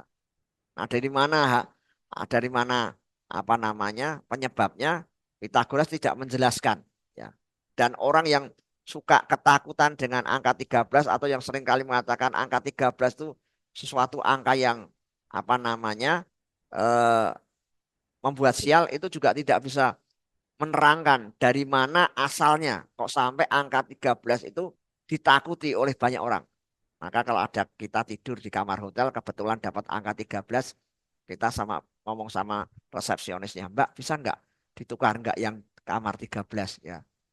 Nomor 16 pun nggak apa-apa, paling belakang nggak apa-apa. Pokoknya jangan kamar 13 ya. Nanti dapat undian nomor 13 mobil Pajero kira-kira mau ditukar nggak ya? Ya. Jadi jadi kalau hal-hal yang mistis-mistis kita takut tapi ketika ada sesuatu yang eh, berhadiah yang kelihatannya jumlah materinya cukup banyak, angka 13 saja kita sikat ya. Jadi orang itu seringkali tidak konsekuen. Padahal sudah dikasih hotel bintang 5 hanya gara-gara nomor 13 nggak berani duduk. Tapi begitu undian di bank atau di mana nomor kita 13 hadiahnya mobil Pajero. Ya, harusnya ya kita tolak. Wah, nggak berani nanti kalau sana naik mobil itu takut kecelakaan. Ya, kalau memang kita konsisten dengan angka 13 ya. Tapi tidak, ya sudah Mbak, enggak apa-apa saya terima ya. Karena kita punya pikiran yang jernih. Wah, ini kalau nomor 13 enggak saya ambil, wah juga iman-iman Pajero. Tapi saya juga takut. Nah, caranya diambil dulu baru dijual, uangnya yang kita pakai ya. Nanti untuk beli mobil yang mungkin tidak Pajero yang mungkin lebih sederhana, tapi kita dapat keuntungan banyak itu orang yang cerdik ya, takut tetapi masih bisa putar otak ya. Wah, kalau langsung dikasih Pajero suruh bawa pulang jangan-jangan nanti kecelakaan di jalan. Tapi tidak Pajero. Angka 13-nya dengan dijual dianggap angka 13-nya sudah hilang. Sehingga yang diterima kan uangnya. Nah, uangnya baru dikelola. Ya beli aja yang sederhana. Yang penting apa kita punya mobil nggak usah Pajero ya karena Pajero juga pajaknya banyak. Mungkin yang membuat ketakutan dapat mobil Pajero itu bukan masalah angka 13-nya tapi takut pajaknya ya. Pajaknya spare partnya itu mahal. Ya, kalau itu masih masuk akal ya. Oh, dapat nomor 13 Pajero. Bukan karena takut nanti ketabrak enggak. Nah, kalau sudah terima ya, nanti yang mau bayar pajak tahunannya siapa? Kalau onderdilnya rusak siapa? Ya. Jadi teman saya itu punya mobil jenisnya apa saya lupa ya. Itu untuk olinya saja 5 juta. Ya. Untuk olinya saja loh. Itu 5 juta. Nah, kalau saya punya mobil seperti itu ya mending tidak ya. Ya. 5 juta buat saya makan sama satu keluarga sudah kenyang daripada punya mobil seperti itu belum pajaknya yaitu baru olinya saja 5 juta. Nah, kalau kita tidak punya sumber keuangan yang cukup ya itu membahayakan. Maka angka 13 yang menakutkan itu bukan mobilnya tapi operasionalnya. Ya kalau kita tidak didukung dengan keuangan yang memadai ya sudah hancur ya. Nah, kemudian selain itu ya sebaliknya angka 7 ya angka 7 yang kita kenal angka sempurna. Karena pikiran kita kan lihat dari masa penciptaan. Tuhan menciptakan hari ke-6 hari, kemudian hari ke-7 Tuhan beristirahat. Itu dianggap sebagai angka sempurna. Mungkin angka 1 itu menunjuk pada keesaan Allah. Ya, Allah itu esa, satu. Ya. Kemudian angka 2 menunjukkan tentang pasangan Adam dan Hawa dan sebagainya. Atau kita diciptakan melalui proses suami istri, seorang laki-laki dan seorang perempuan. Mungkin angka ketiga menunjuk trinitas. Nah, hal-hal seperti itu yang kemudian diyakini oleh eh, Pitagoras sebagai salah satu unsur pembentuk ya kenyataan yang ada di dunia ini. Ya, ya. Nah, pandangan Pitagoras itu melahirkan aliran gnostik. Ya, gnostik itu aliran yang eh, membagi kenyataan menjadi dua, yaitu alam yang nyata atau alam yang tidak nyata. Ya, jadi alam yang realistis dan alam yang eh, gaib ya atau yang kotor ya. Oleh karena itu supaya jiwa bebas dari penjara yaitu tubuh, maka tubuh itu harus dibersihkan dan tidak dilakukan hal-hal yang najis. Dari pemahaman ini muncul penafsiran karena tubuh najis jahat, maka ada sesuatu yang sungguh-sungguh mengekang dari perbuatan dosa. Sementara itu bagian yang menganggap karena sudah najis dan kotor tidak mungkin disucikan. Akibatnya mereka berbuat sesuka hatinya. Jadi ada aliran yang mengajarkan bahwa tubuh kita ini kotor. Kotor itu sebenarnya bukan tubuhnya. Kalau saya memahami tubuh kita itu bukan kotor, tapi perilaku kita yang seringkali kotor. Ya, perilaku yang muncul karena pemikiran, karena perasaan itulah yang kotor. Kalau tubuh manusia itu kan hanya apa namanya ya kemasannya, tubuh itu kan kemasannya, yang berbuat kotor itu kan adalah hati dan pikiran kita yang kemudian menggerakkan semua organ. Memukul itu kalau tidak digerakkan oleh akal dan perasaan, tangan kita yang nggak akan ngapa-ngapain ya, tidak akan mukul sama kita ya. Tapi begitu akal perasaan kita mungkin tersinggung dengan ucapan, maka ada perintah ya, akal memerintahkan perasaan memerintahkan akal, akal kemudian memerintahkan tangan kita untuk bertindak. Nah, jadi menurut saya sekali lagi yang kotor itu bukan tubuhnya, ya, tubuhnya, ya. Malah tubuh ini menjadi kotor karena perilaku, pikiran dan perasaan, ya. Tubuh ini menjadi berdosa karena apa? Karena pikiran dan perasaan, ya. Mata ini kalau tidak dikendalikan dengan pikiran dan perasaan, mata ini tidak kotor, ya. Ya, walaupun maaf ya, maaf kalau kita melihat sebuah gambar yang porno, ya, tapi kalau pikiran dan perasaan kita itu tidak memerintahkan, ya, ya yang membuat maaf ya, lihat gambar porno kemudian terangsang itu kan sebenarnya bukan dari asalnya, bukan dari matanya, ya, tapi pikiran dan perasaannya. Kalau mata sudah lihat ya sudah, tapi begitu mata kemudian digerakkan oleh rangsangan dari dalam, ya, nah itulah yang membuat kemudian jadi dosa. Orang bisa berzina, orang bisa melakukan tindakan apa asusila dan seterusnya. Tapi selama mata itu cuma melihat saja sudah selesai. Ya. Tapi pikiran kita kemudian kan, waduh, ini kok perempuan cantik sekali, ini laki-laki kok ganteng sekali, kekar sekali. Ya, itu kemudian memunculkan ide-ide yang tidak baik. Nah, itulah yang mengotori tubuh. Ya, kemudian orang bisa berzinah dengan istri orang lain, berzinah dengan suami orang lain, itu karena akal, pikiran dan perasaan. Ya, jadi itu yang membuat. Nah, jadi eh, kalau menurut Pitagoras semua itu perlu disucikan. Ya. Kemudian yang selanjutnya ada filsafat kaum Elea. Disebut kaum Elea karena ini tinggalnya di kota Elea. Nah, ini termasuk juga filsafat sebelum Sokrates yang memiliki pengaruh. Yang dipersoalkan oleh kaum ini adalah bersama-sama mencari jawaban yang ada. Bagi kelompok ini bahwa yang ada itu satu, tidak ada seluk-beluknya. Ya, jadi sama seperti tadi. Eh, Tunggal ya Allah, dia nanti kan masuknya kepada kebenaran yang bukan hanya sekedar penglihatan saja ya. Apa yang tampak dengan panca indera bukanlah apa yang sebenarnya, melainkan rupa saja. Yang ada dalam kebenarannya tidak dapat diketahui dengan penglihatan, melainkan dengan pikiran yang memperhatikan. Ya, jadi nanti kita akan lihat pemikiran kaum Elia ini adalah pemikiran yang menuju kepada Allah ya. Contohnya Xenopanes. Xenopanes dikenal sebagai seorang filsuf yang senantiasa hidup dengan roh yang suci. Ya. Baginya ajarannya mengandung pengajaran agama dan mitos. Tapi di atas semuanya yang lebih sempurna adalah Allah. Jadi Xenopanes ini melihat bahwa dari keseluruhan, meskipun ada agama, ada mitos, tetapi yang lebih sempurna itu adalah Allah. Karena agama dan mitos itu hanya membawa kita kepada pemahaman saja. Ya. Agama itu kan usaha manusia untuk mendekati Allah. Ketika manusia sudah jatuh dalam dosa, ya, awalnya kan manusia itu tinggal di Taman Eden berrelasi dengan baik, bersatu dengan baik dengan Allah. Tapi begitu manusia tidak menjalankan salah satu perintahnya Tuhan yang waktu itu diberikan, tidak memakan buah yang ada di tengah itu, tapi kemudian memakannya, maka manusia mati. Walaupun tidak mati langsung secara mati fisik. Awalnya mati itu diartikan sebagai putusnya relasi manusia dengan Allah. Maka manusia dibuang oleh Allah dari Taman Eden suruh keluar tinggal di bumi. Ya, ya. Tapi kemudian dilihat bahwa kejatuhan manusia ini membuat manusia ini sudah tidak bisa berrelasi dengan baik dengan Allah. Karena apa? Di Taman Eden kan kemudian dijaga oleh kerub-kerub yang memegang pedang berapi. Sehingga manusia nggak bisa masuk ke dalamnya. Nah, tapi kerinduan manusia itu tetap ada karena di dalam manusianya diadakan oleh Allah, yaitu hembusan nafas Allah yang berupa roh dalam hidup manusia. Makanya manusia Adam itu tetap pengen berelasi dengan Allah.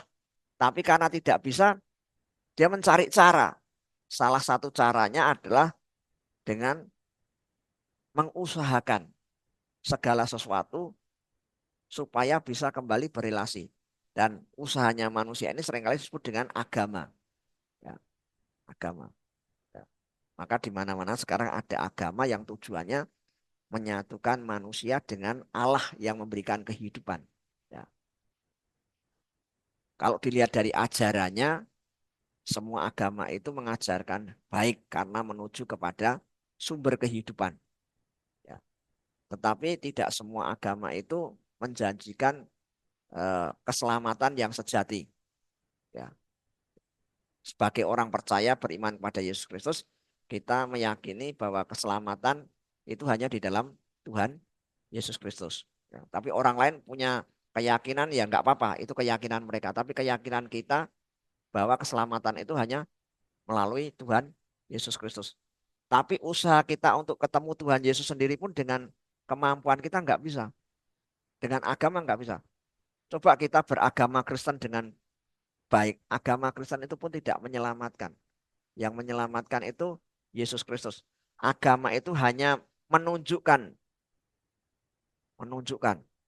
Makanya Kristen itu kan mengajarkan, ya, mengajarkan firman Tuhan. Nah, firman Tuhan itulah yang pada akhirnya menunjukkan jalan keselamatan itu hanya di dalam Yesus Kristus. Ya, ya, itu firman Tuhan. Ya, bukan agamanya. Kalau agamanya Kristen tidak menyelamatkan. Ya. Nah, dengan adanya seperti itu, maka logos dan mitos ini tetap memiliki keterbatasan. Akal manusia dan hal yang bersifat mistis itu juga memiliki keterbatasan. Hanya Allah saja yang sempurna, yang tidak memiliki keterbatasan. Lalu Xenophas mengajarkan bahwa Tuhan itu tunggal, tidak banyak. Ya, nah ini sesuai dengan apa yang dikatakan di dalam kitab Ulangan pasal 4 ayat 4 sampai dengan ayat 6. Allah itu Esa. Ya, jadi keesaan Allah itu diakui. Ya, ya mari silakan. Ya, boleh. Jadi boleh ya seperti tetap kemarin ya. Mau tanya maksudnya lagi ngomong kemudian minta tanya boleh. Tidak harus tunggu sampai selesai. Ya, mari Pak. Oke, baik. Saya mau bertanya tadi ketika Bapak menjelaskan ada mungkin apakah teman-teman dengar atau saya mungkin salah dengar, Bapak bilang ketika manusia diciptakan dan ketika jatuh dalam dosa mereka tinggal di bumi, diusir atau istilahnya gitu ya. Eh, apakah kejadian itu bukankah di bumi yang mereka jatuh dalam dosa itu atau gimana? Itu yang pertama. Yang kedua, kita tahu bahwa filsafat itu adalah ilmu atau bahasa istilahnya itu rasa ingin tahu Ya, ya. untuk mengetahui hal-hal yang baru. Jadi Oke. penasaran Ya, begitu. ya. Seperti kemarin salah satu. Ya, kita lihat di kejadian itu, kejadian pasal 3 ketika manusia itu jatuh dalam dosa itu kan rasa ingin tahu, dia penasaran. Ya, ya. Hmm. Kan Iya, jadi eh, filsafat ini itu sudah ada semenjak Manusia. adanya Ya, manusia itu. Mungkin seperti itu. ya, Tapi yang pertama itu tolong dijawab. ya. Jadi benar. Jadi manusia itu kan salah satu keunggulannya dibandingkan yang lain seperti yang saya katakan kemarin adalah diberi akal budi. Akal budi itu untuk mengetahui. Ya, kalau bahasa sekarang ya filsafat keinginan tahuan. Ya, sebenarnya tidak dilarang manusia itu memiliki keinginan. Ya, tetapi waktu itu kan manusia hanya dilarang oleh Tuhan untuk mengambil dan memakan. Itu untuk menguji manusia sebenarnya. Menguji ketaatan manusia terhadap perintahnya Tuhan itu apa. Kalau cuman dia pengen mengetahui saja itu sebenarnya sampai titik seperti itu oleh Allah tidak masalah. Ya, tidak masalah. Silakan kamu pengen tahu tidak apa-apa. Tapi kan sudah ada batasan. Batasan dari Tuhan atau Allah. Kamu nggak boleh makan itu. Sebab kalau kamu makan itu nanti kamu mati. Ya, satu. Kedua, manusia itu kan punya hak atau kebebasan. Ya, eh, ya, free will, ya, kehendak bebas. Nah, ketika manusia sudah diberikan batasan itu, ya, Allah juga tidak melarang manusia itu menggunakan free will-nya, tetapi harus tahu konsekuensinya. Ya, ketika sudah dilarang tidak boleh ambil dan makan, Allah kan tidak mencegah manusia untuk kemudian mengambil dan memakan. Tetapi konsekuensinya harus tanggung karena sejak awal sudah diberitahu kalau kamu makan kamu mati ya. Jadi keinginan tahu manusia itu diberikan oleh Tuhan, hak bebasnya juga diberikan oleh Allah, tapi kemudian manusia menjadi lebih tidak taat hanya untuk mengetahui lebih lanjut dan menggunakan hak bebasnya. Jadi eh, kunci dari kegagalan manusia di Taman Eden itu sebenarnya di situ. Apa kemudian Allah tidak tahu kalau bahwa manusia itu nanti jatuh?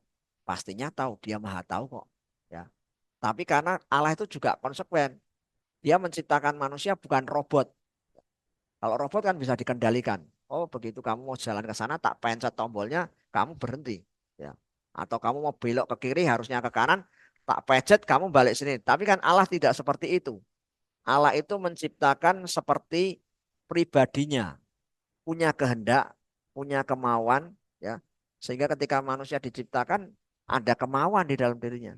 Wah ini kok bagus ya, ya kok kelihatannya enak dimakan ya.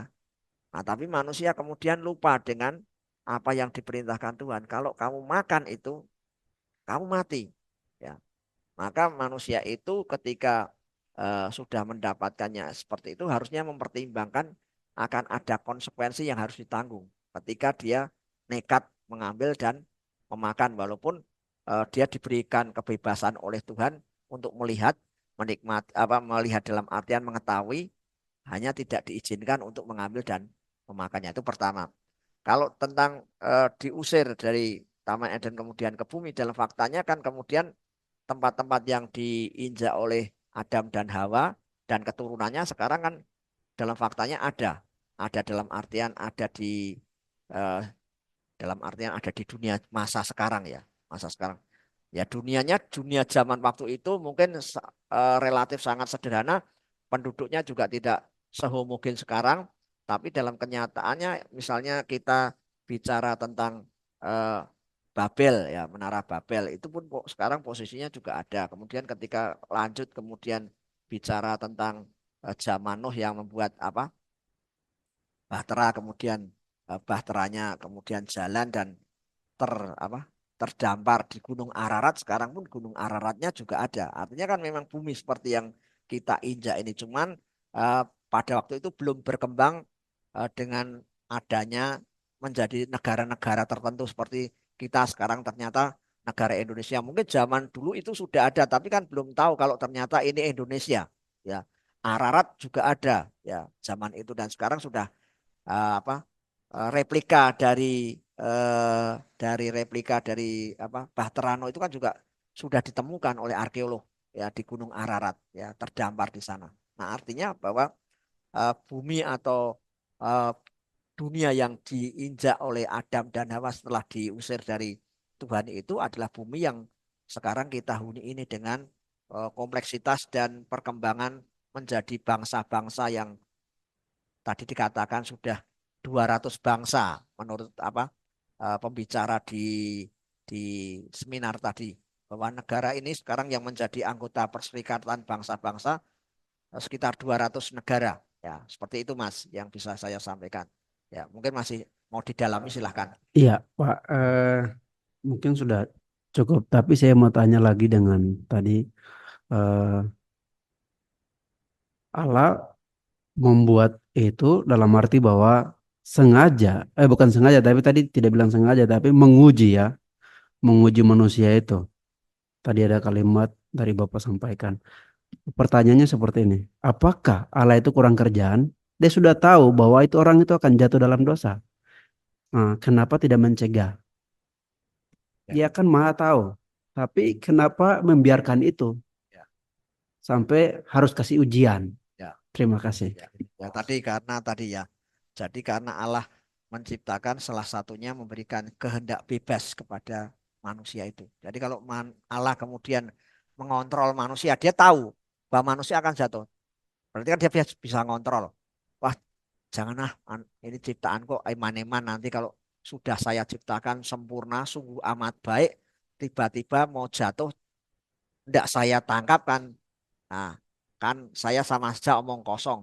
Tapi kalau Allah kemudian menangkap dan tidak membiarkan proses itu terjadi, Allah juga tidak konsisten dengan hak bebas yang diberikan dalam dirinya, dalam diri manusia itu. Berarti dia bukan ciptaan manusia yang memiliki hak bebas atau free will, tapi dia robotnya Tuhan yang bisa dikendalikan. Ya, pastinya seperti itu ya. Pastinya Allah itu tahu bahwa manusia itu nanti jatuh.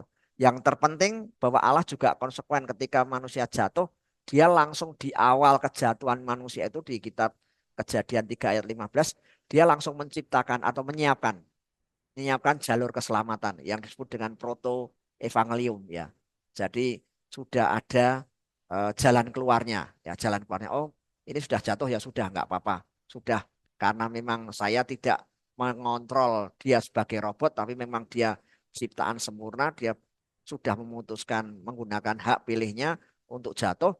Sekarang saya akan menyiapkan supaya satu jalur nanti dia kembali kepada penciptanya lagi, yaitu proto evangelium, yaitu janji keselamatan. Nah, kemudian janji keselamatan itu kan dipenuhi dalam kurang lebih 400 tahun lahirnya Yesus Kristus lewat nubuatan-nubuatan kepada nabi-nabi dan sebagainya. Nah, itu baru kemudian 400 tahun kemudian Yesus lahir sebagai bukti dari janji proto evangelium itu. Nah, dari situ manusia mendapatkan jalurnya kembali untuk kembali kepada Allah penciptanya. Asal mau percaya kepada Yesus Kristus sebagai Tuhan dan Juru Selamat secara pribadi. Nah, seperti itu. Kira-kira proses atau alur pemikirannya seperti itu. Ya, ya mari Mak.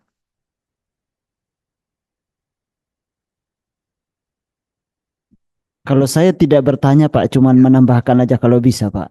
apa? Saya tidak bertanya, tapi saya Tidak cuman bisa. menambahkan saja Ya, kalau ya, bisa. ya, boleh. Nah, boleh. Mengenai apa yang disampaikan Pak Yoram tadi, apakah Allah kurang kerja? Apakah Allah tidak tahu sehingga sampai membiarkan mereka itu kayaknya memakan buah itu? Justru karena Allah tahu bahwa manusia terbatas itu dia kasih larangan, kasih peringatan. Kalau kalau saja Allah itu tidak maha kuasa, tidak mungkin dia kasih larangan. Dia sudah tahu sejak dia menciptakan manusia itu, dia sudah tahu bahwa manusia ini akan jatuh. Makanya dia kasih peringatan, ketika kamu makan buah ini pastilah kau mati.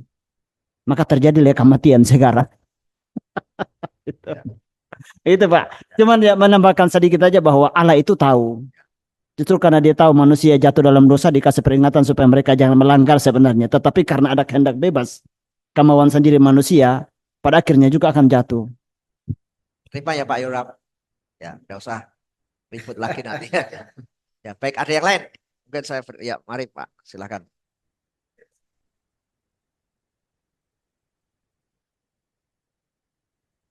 Silakan Pak. Ya, terima kasih untuk Ya. kesempatannya. Saya ingin bertanya itu mengenai angka 13 tadi. Saya Ya, penasaran sekali, kok yang siapa penjelasan Mas? selanjutnya nggak ada gitu. Yang siapa Mas? Kenapa? Oh, istilah 13. Oh Tes ya. tes. Oh, dengar ya. Oke. eh itu Pak, coba munculkan angka 13 tadi Pak. Ya, Kalau saya pikir eh angka 7 tadi itu masuk akal sedikit. Bukan sedikit ini masuk akal. Cuma yang angka 13 ini, kok nggak ada penjelasan itu selanjutnya gitu Pak. Maksudnya angka yang berbahaya gitu kan. eh Angka yang bisa kena musibah gitu kan. Wah, ini angka kena musibah bagaimana? Maksudnya gitu. Coba bisa Bapak bisa menjelaskan kalau itu apa? eh, Kalau ada penjelasan selanjutnya gitu, Pak. ya, ya.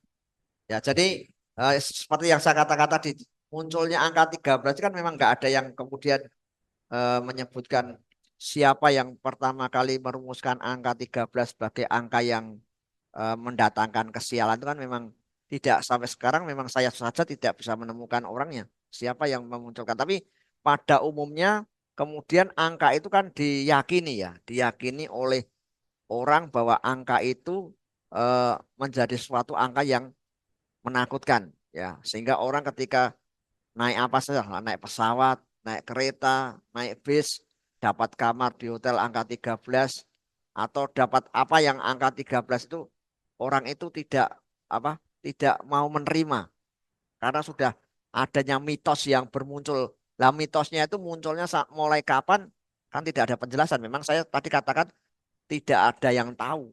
Nah, itu munculnya kapan itu juga nanti coba saya coba cari informasi ya. Tapi saya ya, tapi filsuf itu kan apa namanya, kan tidak dijelaskan juga dalam teksnya bahwa dia itu penemunya bukan Pak, tapi hanya ya, oh siap baik,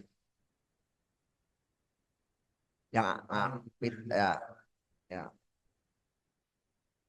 Ini sebentar ya, ini ya. Nah, yang ini angka Pitagoras jadi ini. Pitagoras, Pitagoras kan bicara tentang angka-angka, tapi bukan dia penciptanya angka 13 itu sebagai angka yang menakutkan, tidak. Dia kan karena dia seorang yang eh, ahli di bidang apa, eh, rumus apa Pitagoras itu ya.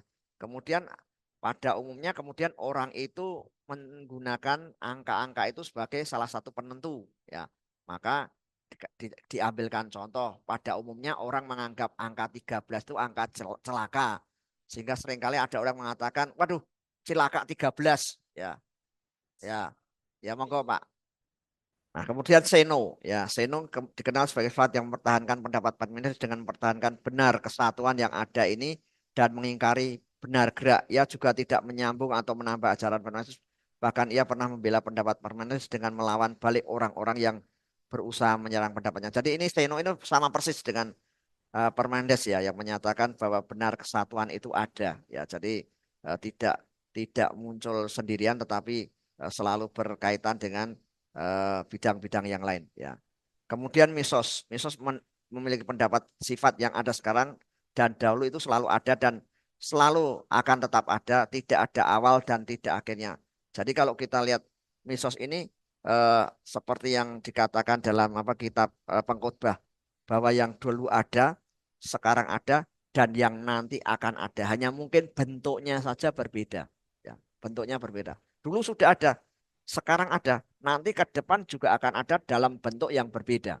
Ya, tapi sebenarnya sama. Misalnya kita lihat teknologi apa mobil ya, mobil yang dulu mungkin sudah ada sederhana ya.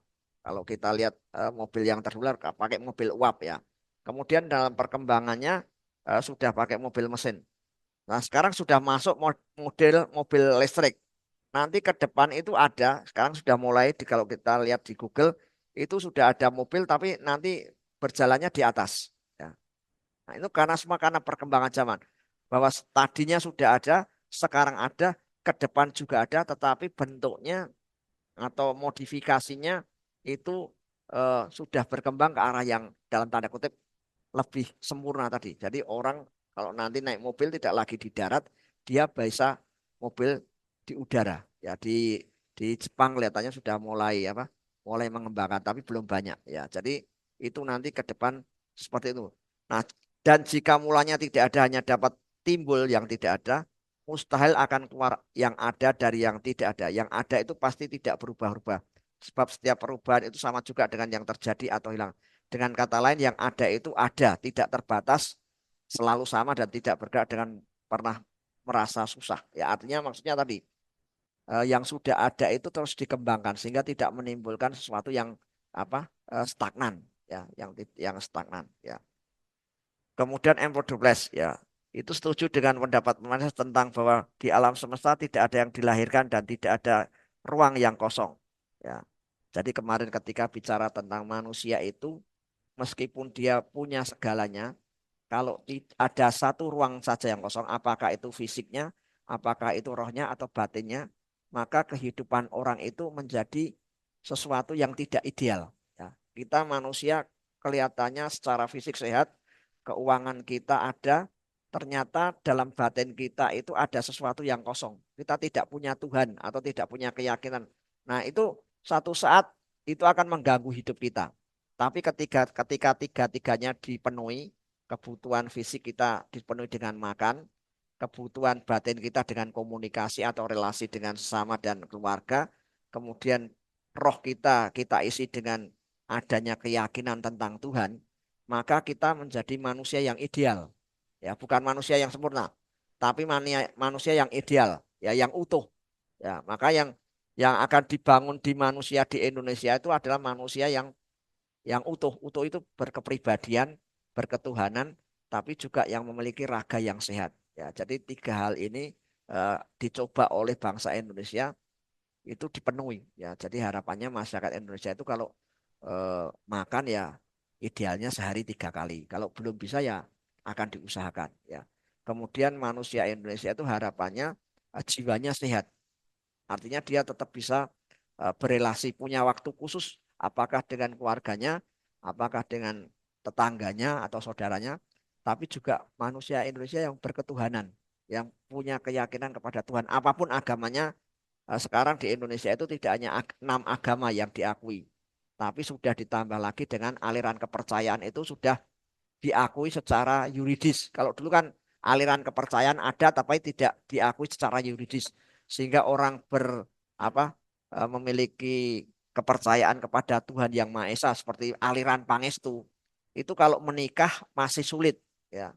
Dia harus milih, kamu mau dinikahkan menurut agama Islam, Kristen, Katolik, Hindu, Buddha atau Konghucu, karena belum secara regulasi belum ada. Maka di KTP-nya masih kosong.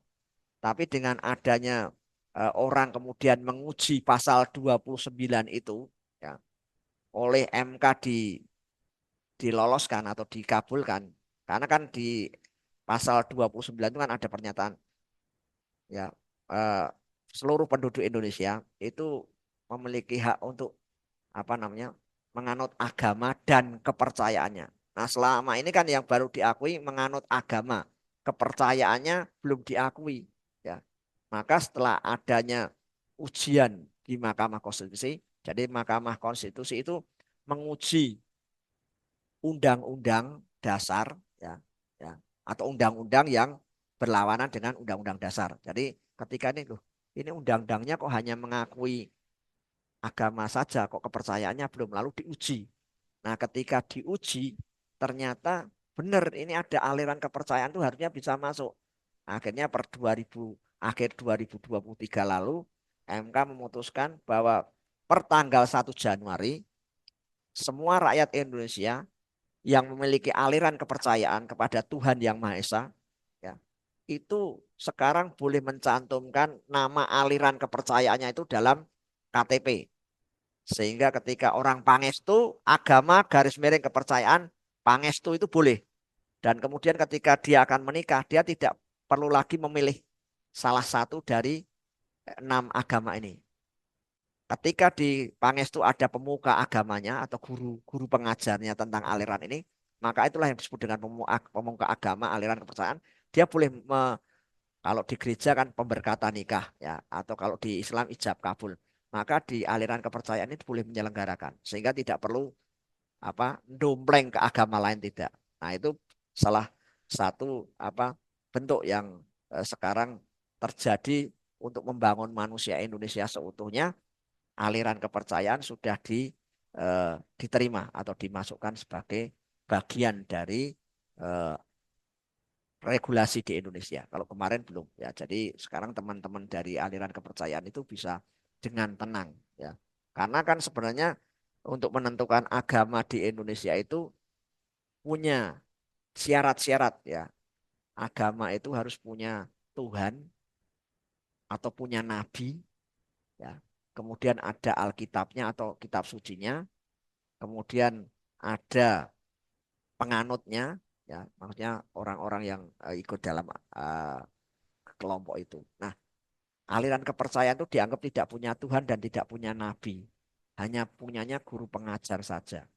Maka tidak dimasukkan. Ya, aliran-aliran kepercayaan pada umumnya dianggap tidak punya Tuhan dan tidak dianggap tidak punya nabi. Ya, tapi yang 6 ini dianggap punya. Walaupun Konfusius itu sebenarnya bukan nabi loh. Dia itu filsuf loh. Ya, jadi orang-orang Konghucu itu sebenarnya juga tidak punya nabi. Dia hanya punya tokoh filosofi. Dia kan ya, ya betul. Harusnya lebih kepada kepercayaan. Tapi kan dia masuk gara-gara sekali lagi Gus Dur. Ya, Gus Dur kan sebagai humanis dia mau merangkul etnis Tionghoa pada waktu itu. Salah satunya adalah dengan eh, melegalkan yang namanya agama Konghucu. Karena Konghucu itu ada ya, Konghucu, Taoisme dengan Buddha itu kalau di Salatiga itu jadi satu rumah ibadah, hampir jadi satu rumah ibadah. Yang namanya kelenteng itu loh. Ya, walaupun sebenarnya Buddha itu punya wihara sendiri, cuman di Salatiga jarang ada wihara, ya. Eh, jadi akhirnya disatukan dengan di kelenteng itu. Ya, jadi Taoisme, Konghucu dan Buddha itu disebut dengan Tridharma. Ya, kalau di Salatiga, kalau di tempat lain saya nggak tahu. Ya, jadi orang-orang Buddha itu malah tidak datang ke rumah ibadahnya, malah banyak ke mana? Ke kelenteng. Ya, kalau di atas getasan itu sudah ada ya banyak ya. Ngampel itu juga banyak. Salatiga itu nggak ada itu. Ya, nggak ada. Ya, ya. Makanya dia ibadahnya di kelenteng ini, di kelenteng di Jalan Sukowati itu. Ya, karena tidak ada. Ya. Nah, padahal beda sebenarnya, beda. Nah, tapi ya sudah karena itu sudah kebijakan pemerintah, maka sekarang untuk aliran-aliran kepercayaan diambil masuk kembali. Baik, itu yang kita sampaikan. Sekarang sudah jam 12. Kita istirahat dulu nanti